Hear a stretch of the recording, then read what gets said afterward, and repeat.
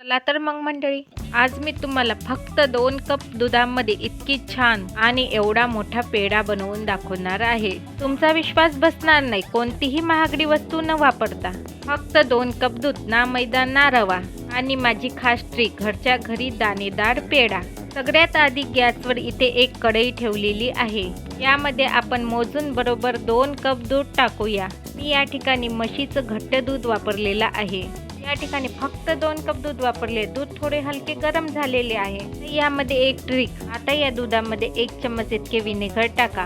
जर विनेगर नसेल तर अर्ध्या निंबाचा रसही वापरला तरीही चालेल. लिंबाचा रस किंवा विनेगर वापरल्यामुळे दुधाची चव जशी आहे तशीच राहणार. दूध या ठिकाणी पूर्ण फाटणार नाही, पण दुधाला दाणेदार टेक्स्चर येणार. चमच्यात काढून बघितलं तर घटसरपणा जास्तच दिसणार. या रेसिपीला मिठाई म्हणतात का पेढा म्हणतात, मला कमेंटमध्ये नक्की सांगा. आता हे सर्व मिश्रण घट्ट होईपर्यंत साधारण 15 ते 20 मिनिटं मोठ्या आचेवर हलवत राहा.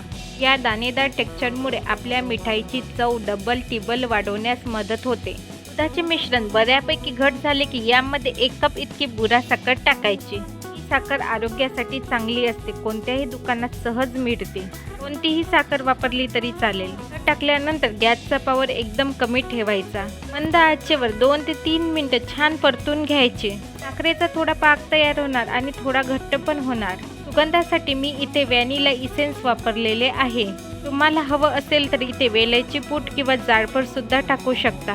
हा व्हिडिओ तुम्हाला थोडा जरी आवडला असेल तर लाईक अँड सबस्क्राईब करायला विसरू नका बरं. या ठिकाणी शुद्ध तूप टाकायचे. तुपामुळे रेसिपीला एकदम चकाकी येते. त्याचसोबत साखर पण कॅरमलाइज होते.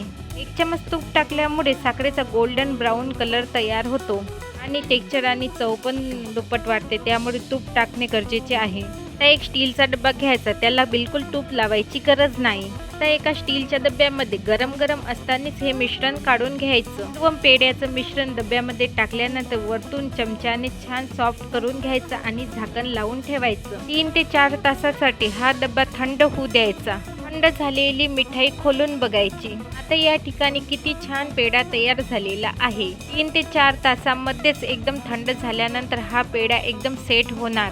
त्याच्या साईडला छान चाकूने गोल फिरवून घ्यायचं. त्यातला पेढा डब्बा उलट केल्याबरोबर सहज निघणार. मंडळी, फक्त 2 कप दूध, ते पण म्हशीचे घट दूध. ती छान मिठाई आहे ना. या पेढ्याचे चाकूच्या साहाय्याने छान छोटे छोटे पीसेस करून घेऊ.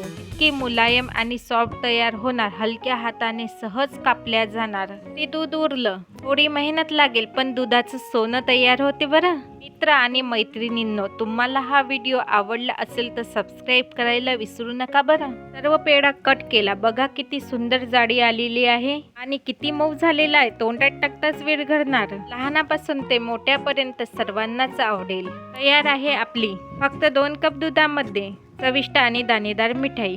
याला तुम्ही पेढा म्हणतात की मिल्क केक? Please comment.